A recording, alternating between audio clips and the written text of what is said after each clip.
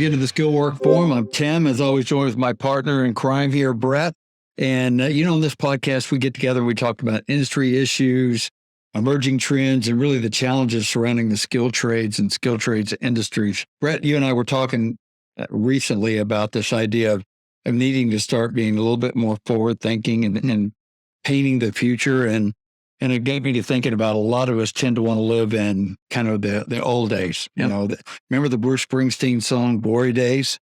That one hit a little too close to home because he talked about everybody wants to relive the way things were in the past. We wax nostalgic about the past and we find ourselves romancing the way things used to be. If we could just go back to the way things were. And, obviously here we talk about skilled trades, and while we're talking about trying to go back to glory days, I think a lot of people are caught up in this idea of just wanting to have it the way it used to be, the way we used to be able to get talent, the way we used to be able to be fully staffed, the way we used to be able to keep people there.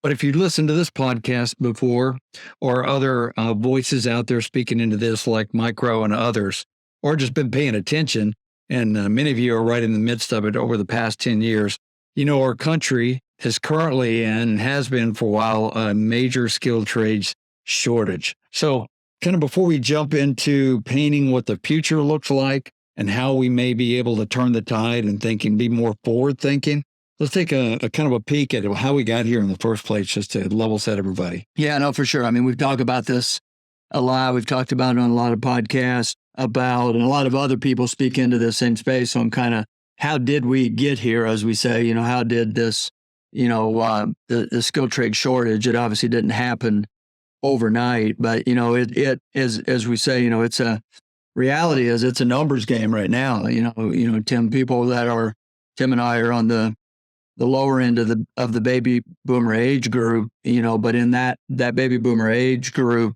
which compiles a lot of your current skilled trade folks, there's for every 5 baby boomer that's retiring from the workforce, we only have 2 of the younger generation candidates to backfill. So, from that standpoint, it's just a simple math game. You got 5 leaving, 2 coming in. Obviously, you're creating, more and more of a challenge. It gets a lot of talk. Mike Rowe's obviously a big voice in the romanticizing of a 4 or a 5-year college degree, whatever you want to call it. Yeah. 6 for some.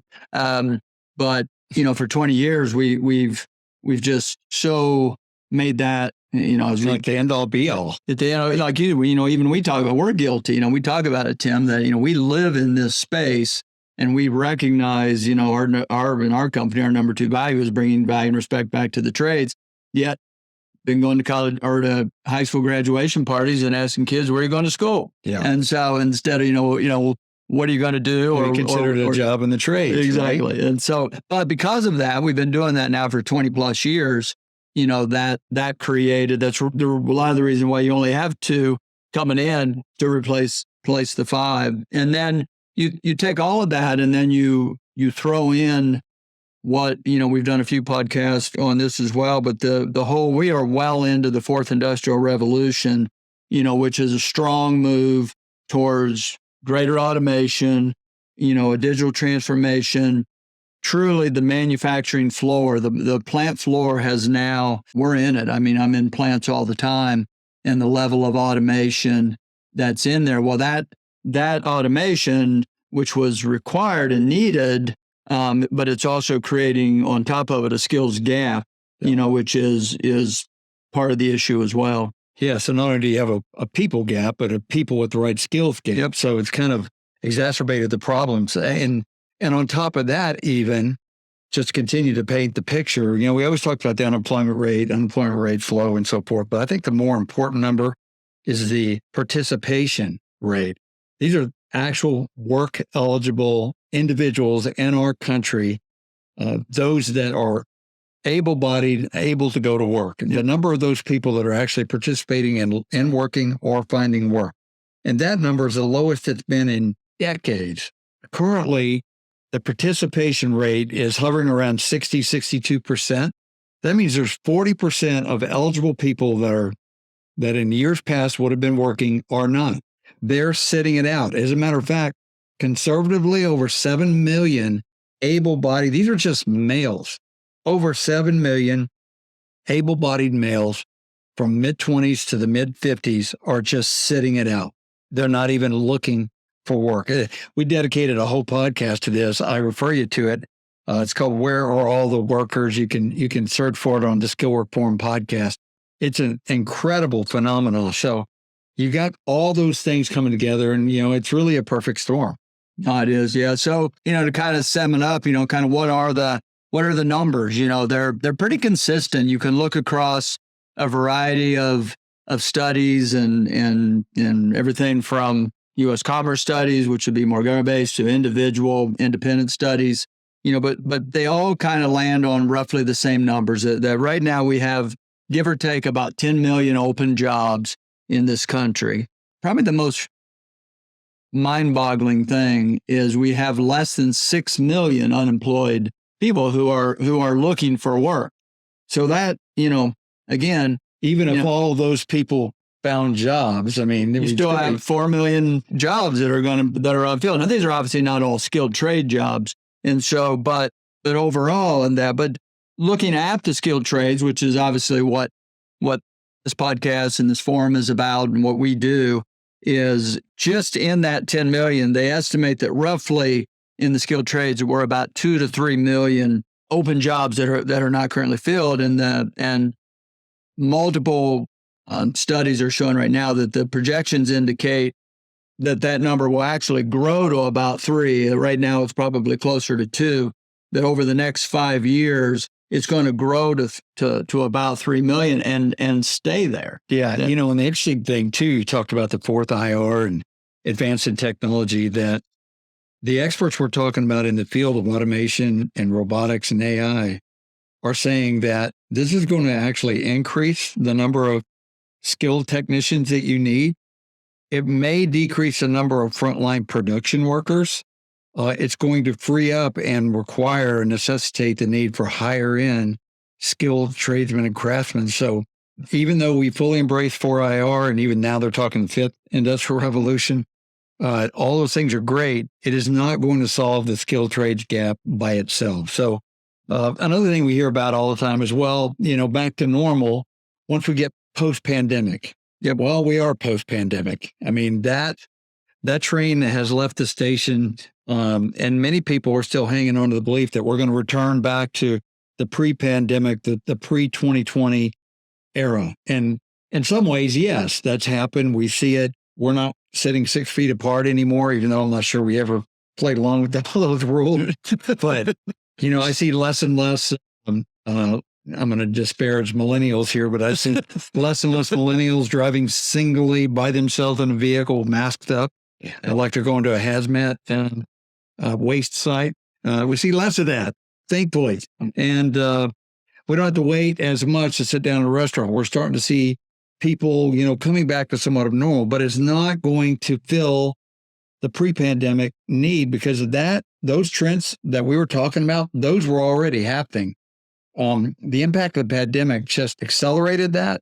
The workers that you think are waiting to come back, there are efforts to try to get some of those on the sideline back in, but the problem existed prior to the pandemic, and it's only gotten worse as we've moved into this today.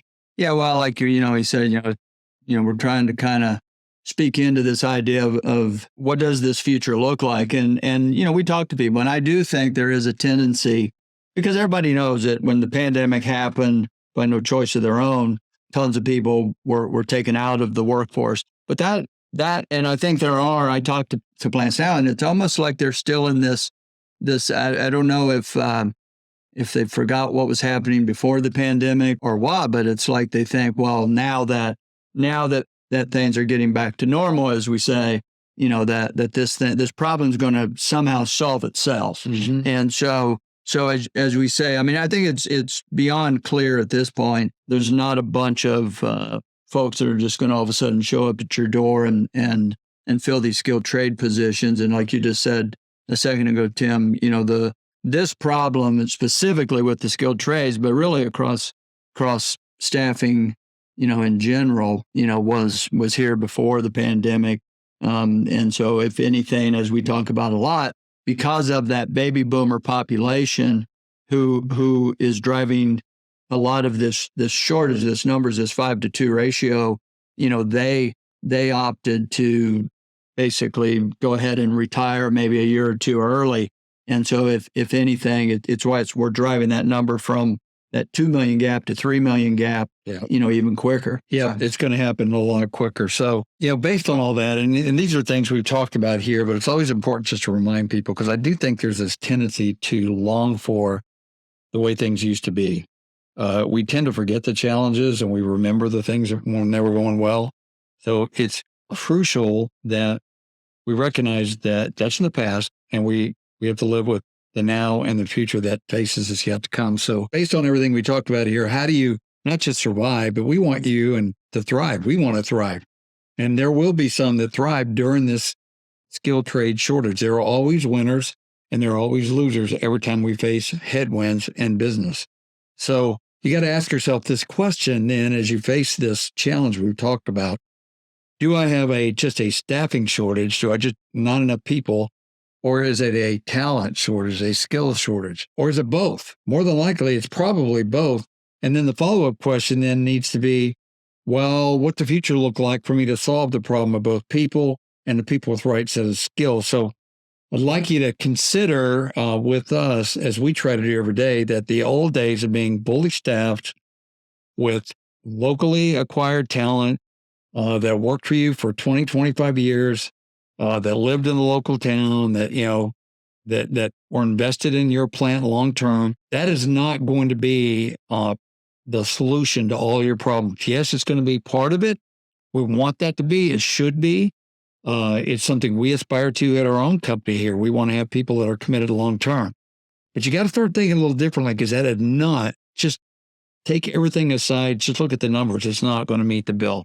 No, for sure. So kind of pushing us to this idea of, what does the future hold, and Tim, this is something that we've been recognizing and seeing and probably leaning more into. And now you're starting to hear other people starting to begin to realize that, I talk to, facilities that we work with, and the idea of what you just said, that this, I'm going to solve this problem locally, probably isn't going to happen. Probably the other thing that happens a little bit, we're obviously a travel staffing company. And so we're bringing that work to the table. And a lot of the companies, Tim, as we know, we hear a lot, is they initially, when we started, I think, saw us as an opportunity to, until this thing got back to normal, we could fill the gap.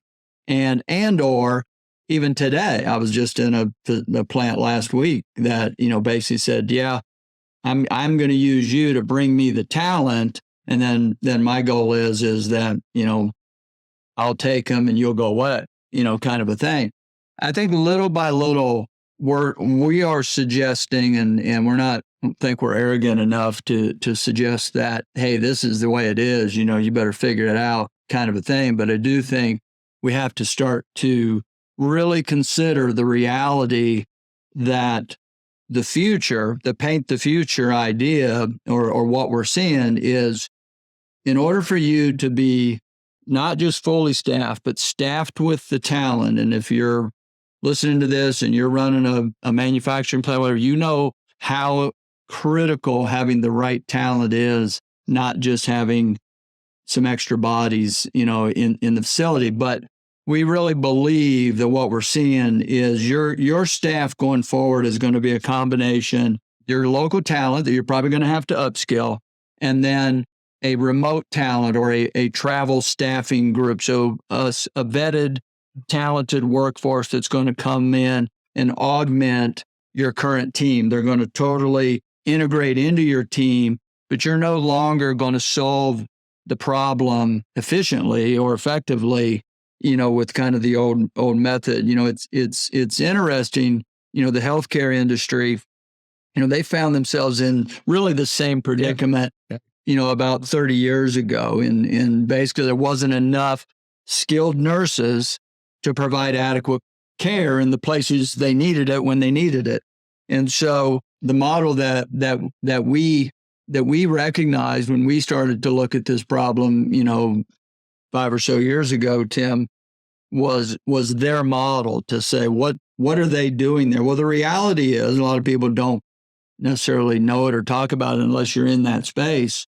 But 20% of all the nurses today in the U.S. are traveling nurses. So they're not local or permanent. And it's not just nurses now. They've expanded to, all across the medical profession from lab technicians to even, doctors and physician's assistants. So, it's expanded from just nurses because a lot of hospitals, were mandated to have a certain number of staffing, and in certain rural locations, they couldn't get them. So it solved that. And then they started figuring out that, hey, they could use this to augment other parts of their organization. So it they've been fully embraced it, and now they don't give it, a second thought.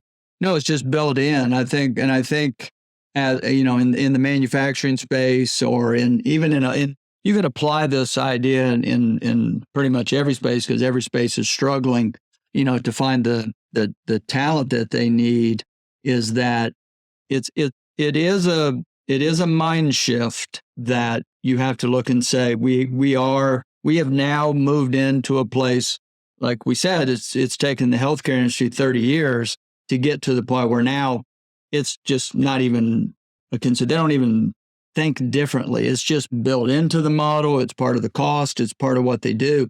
But, we're still moving, typically, none of us particularly are love change, and so we typically don't want to change until the pain of not changing, basically, outweighs, what it's going to take. And we would suggest that at this point, the reality of being able to find the skilled trades that you need locally is not sufficient in quantity or the skills, to meet the demand. And the other piece that I think sometimes doesn't get enough conversation is the risk of being understaffed and under-talented comes at not just a cost of efficiency. That's or a guy who spent 30 years in the manufacturing space. We talked a lot more about our production efficiency, our downtime, and all those things. And those are very tangible numbers. But you also have to take into consideration the cost on your culture. And so when you're understaffed and under-talented, little by little, you're eroding your culture. And that's why you get into this constant retention issues and all the other things. So I think kind of the point of that is we believe what we're seeing is the pain point is high enough now between efficiency and culture that you have to start to say, is there something to this that's going to allow us to thrive versus just survive the skilled trade shortage? Yeah, and I think it's important we talk about, like in the medical industry, those are highly skilled, in their cases, all certified, educated. We've looked at this model, and as you say, it could apply to a lot of different domains, but specifically for skilled trades, guys that are, think of the higher end of your maintenance staff. Frontline production workers, those maybe continue to get locally through other staffing agencies. We're talking about people that are critical to what you do. They come at a premium, and their skill sets are such that without them there, quickly can make a significant impact to your ability to meet your goals. So for us, skilled trades, higher end skilled trades, guys that know how to keep all the machinery and technology of the fourth IR moving forward. So what is the future? Just to summarize, to paint the future, it's local talent, yes, but also with additional. And by the way, local talent, keep investing in, recruiting and partnering locally, providing apprenticeships, providing great employee benefits, quality that will allow you to continue to build that. We absolutely believe in that 100%. And you need to upskill that current talent. We have podcasts that talk about taking the people you have on your team. Often many of us say our most valuable asset is our people. Get them the additional training that they need to be able to move you into the fourth IR. And a lot of times we hear, well, we can't afford to take them off the floor. Well, another good reason to leverage a company like ours to allow that bandwidth, to allow you to upskill your people, so that then you get to a point where maybe you don't need to do that. So that's something to consider. So it's the future, absolutely. And it works. We've proven it out over hundreds of companies all around the country that are partnering with us right now. So you got to decide. Everybody has to decide, are you willing to bite the billet and move into this kind of alternative future that enables you to, to thrive during the skill trade shortage? No, 100%. I mean, it really is. I mean, I think companies are at that crossroads where you have to begin to think about what it's just like automation. I mean, if we talk about this, if people didn't change, we'd still be putting shoes on our horses, and instead of getting in your car or your Tesla or whatever it is you drive, that type of thing. And so, but we believe, and again, we're just putting it out there. Why we call it, the Skillwork Forum. It's a thought leadership space, but I really think it's critical for the manufacturing realm, which is where we spend the majority of our time and where we go, is you have to really consider, is it realistic that I'm going to be able to solve the skills trade shortage and talent shortage with the old methods? Or is it just a fact that this is changing and we've got to change with it? And if we do, we have an opportunity, as we say, to not just, survive it, for a season, but to actually thrive into the future. So. Yep. So, there's always winners and losers, as we talk about in a competitive landscape like we're all in with business. And the winners are forward leaning almost always. And those that tend to get left behind are too caught up in looking at the past or looking at the way they used to do things, or one of the phrases that we just promoted around here as well, because this is the way we've always done it. So, you got to be thinking outside the box. And that's what we try to do here as we generate some thought. Hopefully we did that for you today as we tried to paint the future a little bit. As always, we so appreciate your time here on the Skillwork Forum. It means a lot to us. It takes time to listen to us, to follow our podcast and comment. We're always interested in hearing back from you. And particularly if you have any thoughts on topics we might want to cover or questions you might want to ask, reach out to us. You can reach out to us at our webpage and just connect to us there. Be happy to engage you in dialogue. Also want to mention that we have partnered with a great group of guys. They have a show. It's kind of related to what we do, but it's called Texas Boys Outdoors. They do a lot of great work for first responders, military veterans, disabled families. They get them out of the great outdoors, hunting and fishing, expose them to God's creation. We're partnered with them. As a matter of fact, we sponsored that show, Texas Boys Outdoors. I think it's on Amazon Prime now. Moving there. So it's a great show. Check them out, Roy and their guys. The other thing is we have another podcast that we publish as well from the skill worker's perspective called The Proud Skill Worker, hosted by one of our guys here, Michael Petrowski. It's a great, if you want to hear the voice of the skill worker, what they're thinking, we encourage you to go check that out. So until next time, God bless you. Thanks for your time.